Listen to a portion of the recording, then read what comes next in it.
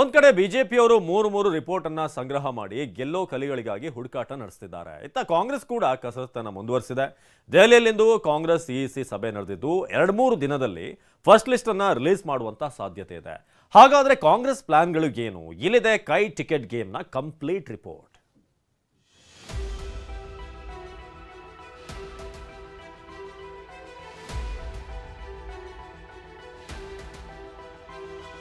ಲೋಕ ಅಖಾಡ ಗೆಲ್ಲಲು ಗ್ಯಾರಂಟಿಯೇ ಅಸ್ತ್ರ. ವಿಧಾನಸಭೆ ಗೆಲುವಿನ ಹುಮ್ಮಸ್ನಲ್ಲಿರೋ ಕಾಂಗ್ರೆಸ್ ಲೋಕಸಭೆಯಲ್ಲಿ ಕನಿಷ್ಠ 20 ಕ್ಷೇತ್ರ ಗೆಲ್ಲೋ ಗುರಿ ಇಟ್ಕೊಂಡಿದೆ. ಇದಕ್ಕಾಗಿ ಕೇಸರಿ ಕಲಿ ಸೋಲಿಸೋ ಹುರಿಯಾಳುಗಳಿಗಾಗಿ ಕೈಪಡೆ ಹುಡುಕಾಟ ನಡೆಸಿದೆ. ಅತ ಬಿಜೆಪಿ 28 ಕ್ಷೇತ್ರಗಳ ರಿಪೋರ್ಟ್ ಇಟ್ಕೊಂಡು ಒಂದೇ ಹಂತದಲ್ಲಿ ಪಟ್ಟಿ ರಿಲೀಸ್ ಮಾಡೋಕೆ ಸನ್ನದ್ಧವಾಗಿದೆ.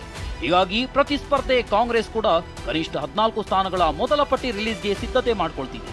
ಇದಕ್ಕಾಗಿ ದೆಹಲಿಯಲ್ಲಿ ಹೈ ವೋಲ್ಟೇಜ್ ಮೀಟಿಂಗ್ ನಡೆದಿದೆ.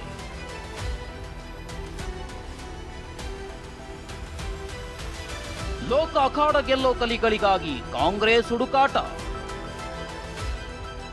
ದೆಹಲಿಯಲ್ಲಿ ಹೈ ಲೆವೆಲ್ ಮೀಟಿಂಗ್, 14 ಕ್ಷೇತ್ರಗಳ ಅಭ್ಯರ್ಥಿ ಫೈನಲ್ ಸಾಧ್ಯತೆ.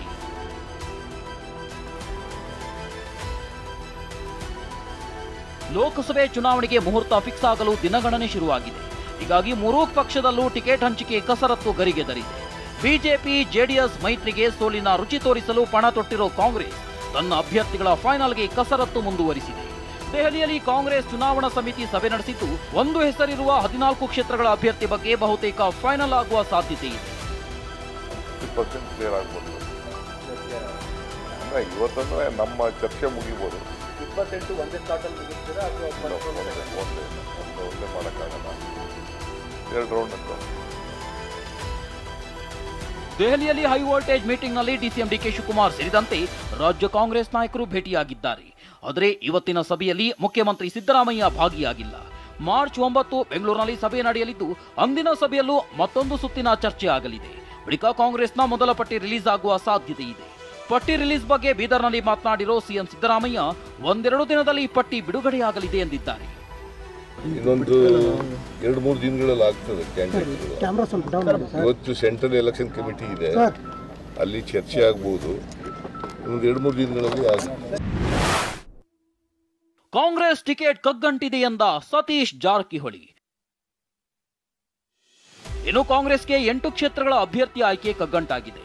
ಚಾಮರಾಜನಗರ, ಉಡುಪಿ, ಚಿಕ್ಕಮಗಳೂರು ಕಬ್ಬಿಣದ ಕಡಲೆಯಾಗಿದೆ. ಈ ಬಗ್ಗೆಯೂ ಕಾಂಗ್ರೆಸ್ ಚುನಾವಣಾ ಸಮಿತಿ ಸಭೆಯಲ್ಲಿ ಚರ್ಚೆಯಾಗುವ ಸಾಧ್ಯತೆ ಇದೆ. ಇನ್ನು ಕಗ್ಗಂಟಿನ ಬಗ್ಗೆ ಪ್ರತಿಕ್ರಿಯಿಸಿದ ಸಚಿವ ಸತೀಶ್ ಜಾರಕಿಹೊಳಿ ಬೆಳಗಾವಿಯಲ್ಲೂ ಇದೆ ಎಂದಿದ್ದಾರೆ. ಇನ್ನು ಮಂಡ್ಯ ಅಸಮಾಧಾನದ ಬಗ್ಗೆ ಪ್ರತಿಕ್ರಿಯಿಸಿರೋ ಸಚಿವರಾದ ದಿನೇಶ್ ಗುಂಡೂರಾವ್ ಮತ್ತು ಚಲುವರಾಯಸ್ವಾಮಿ ದುಡ್ಡಿದ್ದವರಿಗೆ ಕಾಂಗ್ರೆಸ್ ಟಿಕೆಟ್ ಎಂಬ ರವೀಂದ್ರಗೆ ತಿರುಗೇಟು ಕೊಟ್ಟಿದ್ದಾರೆ. ಯಾರಿಗೆ ಸಿಗ್ತೈತೆ ನಮ್ಗೆ ತಿಳಿತಾ ಇಲ್ಲ, ನಿಮ್ಗೆ ಎಲ್ಲಿ ಹೇಳೋದು?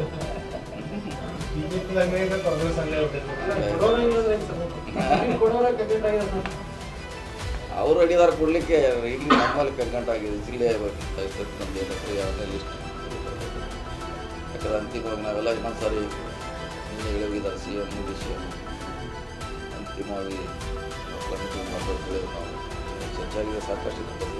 ನನಗೆ ಅವರು ಟಿಕೆಟ್ ವಿಚಾರದಲ್ಲಿ ನನ್ನ ಇದಕ್ಕಿಲ್ಲ, ವ್ಯಾಪ್ತಿ ಇಲ್ಲ.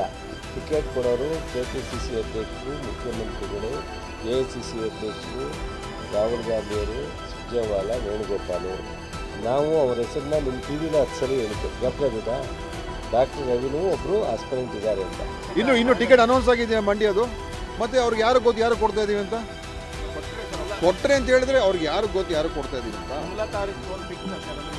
ಮಂಡ್ಯದಲ್ಲಿ 100% ಈ ಸಲ ಕಾಂಗ್ರೆಸ್ ವಿನ್. ಯಾರು ಅಲ್ಲಿ ಬಿಜೆಪಿಯಿಂದ ಯಾರು ನಿಲ್ತಾ ಇದ್ದಾರೋ ಗೊತ್ತಿಲ್ಲ, ಅಥವಾ JDS ಇಂದ ನಿಲ್ತಾ ಇದ್ದಾರೋ ಗೊತ್ತಿಲ್ಲ. ಆದರೆ ಕಾಂಗ್ರೆಸ್ 100% ಮಂಡ್ಯದಲ್ಲಿ ವಿನ್ ಆಗ್ತದೆ.